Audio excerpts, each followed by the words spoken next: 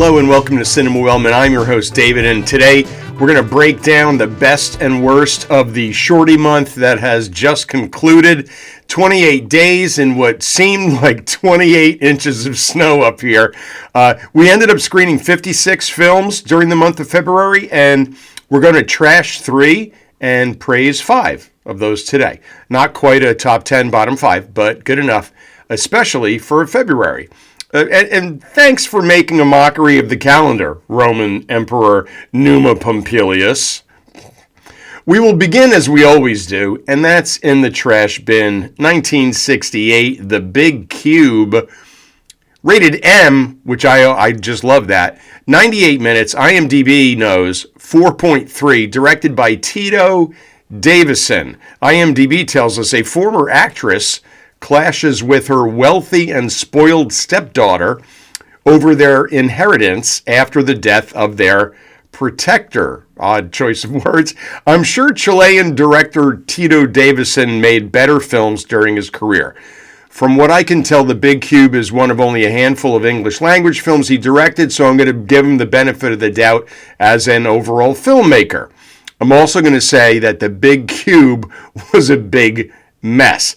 I know that I was only 6 when this movie came out, but I would have understood it just as much then if Gene and Ray showed it to me when I was in first grade as I did watching it this month. The star of this movie was Lana Turner. And if you want to read something involving Lana Turner that's way more interesting than this movie, read all about her 14-year-old daughter who stabbed Lana's bodyguard boyfriend to death back in the day. Johnny Stompanato, that was his name, killed by a teenage girl. Much more compelling than The Big Cube. Next, 1981's Sphinx. Sphinx stinks. There you go. PG, 118 minutes, IMDb 5.2, directed by Franklin J. Schaffner, who I like some of his stuff. IMDb Egyptologist Erica Barron finds more than she bargained for during her long-planned trip to the land of the pharaohs: murder, theft, betrayal, love, and a mummy's curse. Let me interrupt here. If you're an Egyptologist and you're going to the land of the pharaohs, is a mummy's curse something more than what you bargained for? Don't you think that's part of it? It's part of it. I'm going to be totally honest with you, as I always am, and I'm going to tell you that the only thing I remember about this is that it was at best a cut rate Raiders of the Lost Ark, also released in 1981. Sphinx was a boring adventure that had me losing more and more interest at each and every turn. Star Leslie Ann Down married the assistant director during filming. This is not a big deal. That happens all the time on movie shoots. But it was only a 13-week shoot. Like, Leslie, what's the rush? That tidbit I just shared with you was more interesting than the entire movie. You're welcome. And worst of show in February belongs to Marky Mark, Sans the Funky Bunch, and Topher Grace, who was easily the worst part of that 70s show. From 2025, Flight Risk, rated R, 91 minutes, IMDb 5.2, directed by Mel Gibson. IMDb tells us a pilot transports an air marshal accompanying a fugitive to trial. As they cross the Alaskan wilderness, tensions soar and trust is tested, as not everyone on board is who they seem. I remember seeing the trailer for this by total accident one day and wondering, first of all, why Wahlberg and Grace were still acting, and then being distracted by the obvious skullcap bald wig that Marky Mark was sporting. Then I read that he actually shaved that part of his head for this role, and I thought, if that's not a crappy skullcap bald wig, why does it look so much like a crappy skullcap bald wig? It was the only reason I watched this. And this was so uninteresting that I honestly can't tell you how it ended. I think the woman on the plane, played by Michelle Dockery, not her fault. She was fine. I think she's okay in the end. So that was fine. And directed by Mel Gibson. So what the hell was I thinking? All right, enough of the junk. Let's talk about some worthwhile films we ran across in the past 28 days, starting with a little double feature. We have, Doctor Who and the Daleks from 1965 and Daleks Invasion Earth 2150 AD from 1966. All right, the first one, not rated. Well, they're both not rated. 82 minutes, IMDb 5.6, 5.9 for the second one, both directed by Gordon Fleming. The first one, the eccentric inventor and his companions travel in his TARDIS to the planet Skaro and battle the evil menace of the Daleks. And the second one, IMDb tells us Doctor Who and his companions arrive on Earth in the year 2150 AD, only to discover that the planet has been invaded and its population enslaved by the dreaded Daleks. These two films represent my very first foray into the Doctor Who universe, and I have a feeling that I'm going to go back at some point. Doctor Who is a British science fiction series, I'm sure you know this, that ran in some form from 1963 to, well, it's still running. The wildest thing about this franchise for me is that there have been 15 different people playing the Good Doctor, and not all of them are white men. Take that, 007. These two films star Peter Cushing as Doctor Who. Peter Cushing is great, which is what made me commit to them as my first trip in the TARDIS. Cushing was never Doctor Who in the television series, but he did wear the scarf in these movies. Actually, I was trying to be funny there because the Doctor Who has the scarf, but he doesn't have the scarf in this one. But if you don't know Doctor Who, don't worry about it. I found both movies to be great fun. The sets were cheesy, as were some of the effects, and it was all good. It was what I expected and what I wanted it to be. And that's all you can ask for, I guess. I also love the whole idea of that TARDIS, and I want one here at Cinema Wellman. Next up, can we get that? Can we get a TARDIS? I don't think so. Next up is a film from the 50s because, you can't have a best of list here without some film noir. From 1953, Vice Squad. Approved, so it's rated AP. 88 minutes, IMDb 6.7, directed by Arnold Lavin.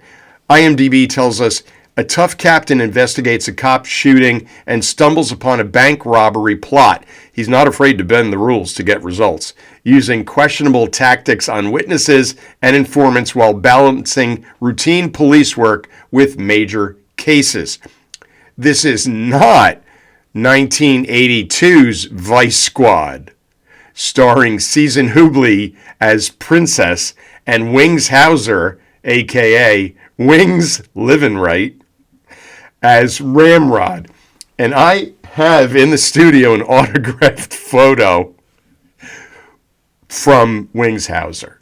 And Susan Hubley is in the picture, and she's all bloody, and it's terrible.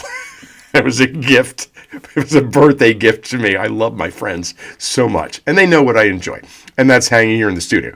So 1982's Vice Squad, if you haven't seen it, that was something, so you might want to check that out. This Vice Squad stars friend of Cinema Wellman Edward G. Robinson as Captain Barney Barnaby, the captain referred to in the IMDb synopsis. They say, quote, he's not afraid to bend rules to get results, but he's not Dirty Harry by any means. He does harass a witness, played by film noir staple Porter Hall, by having him repeatedly arrested and kept in jail on a variety of trumped-up charges in order to get him to confess to a shooting he witnessed. But he's not bending the rules like Harry Callahan. Edward G's not beating him up or pulling guns on him or anything. One of the things I liked about this Vice Squad is how the film shows a routine day for Captain Barnaby. Some cases are very big and high profile, while others are relatively mundane. Robinson's Barnaby even has an interaction with an older gentleman who is obviously having a mental health crisis. And it was treated in a compassionate way which actually surprised me for a film made in 1953. I was expecting mental illness to be played for laughs, as it unfortunately historically has been treated in many films, but this time it was handled with class.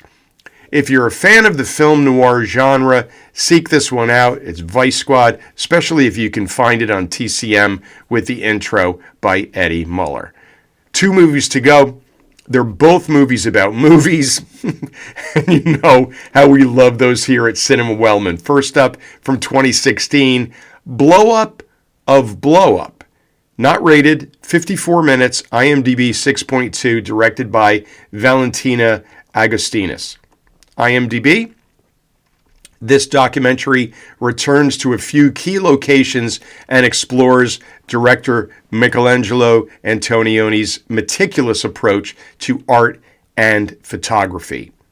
In 1966, director Michelangelo Antonioni made Blow Up, a classic psychological thriller about a fashion photographer who unknowingly captures a death on film after following 2 lovers in a park. Blow Up was nominated for 2 Oscars, including 1 for Antonioni as Best Director, and the film was remade in 1981 by Brian De Palma, starring John Travolta as a movie sound engineer accidentally recording evidence proving a murder. This documentary gives viewers a behind-the-scenes look into Blow Up and brings some cast and crew back to the locations where Antonioni's iconic film was shot back in 1966. My favorite anecdote was about Antonioni delaying a scene even though everything was ready to go. After several minutes, he was asked what he was waiting for. Are you waiting for the clouds? Antonioni's response as he pointed skyward was, no, I'm waiting for that cloud. So insert my usual, they don't make movies like that anymore line here. It certainly fits. Seeing people returning to locations 50 years after the shoot and hearing them candidly describe what it was like in the moment was pure film geek catnip. 1 film to go, and this one is definitely for film geeks.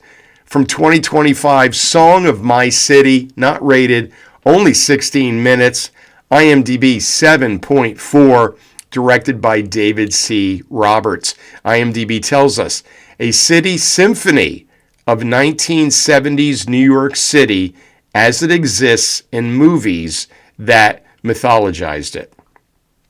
This amazing snapshot of film history is made up entirely of clips from films shot in New York City during the 70s. Some films included are among Cinema Wellman's favorites: Taxi Driver, The Taking of Pelham 123, The Warriors, all that jazz, and Death Wish. What I found fascinating about this short is that none of the footage contains any of the stars of any of those movies. When Taxi Driver footage is shown, we don't see Robert De Niro. We don't see Jodie Foster. We just see the streets and the people of New York City. Same goes for the rest of the clips from the rest of those films.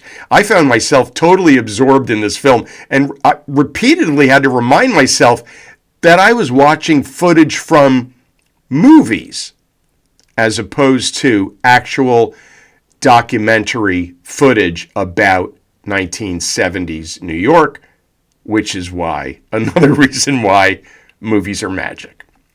The original sound from these 40 films is not heard. Instead, we are treated to music by Philip Glass, The Velvet Underground, and Gene Krupa. As a native New Yorker and film geek, this was spellbinding. Find it. Find it. HBO Max has it right now. I thought it was on YouTube for a second, but I couldn't find it again when I was looking for it. But it's fantastic. Well, enough. That's a wrap from Cinema Wellman as we broke down the best and worst of the month of February. we hope you'll join us tomorrow. We're going to have another one for you tomorrow for an episode that I shot with Dakota during her recent visit. Dakota was given an assignment to come up with a list of movies that she considers ours. And we'll have a half a dozen to discuss in an episode that we're going to call Pick 6 with Dakota. And until then, take care.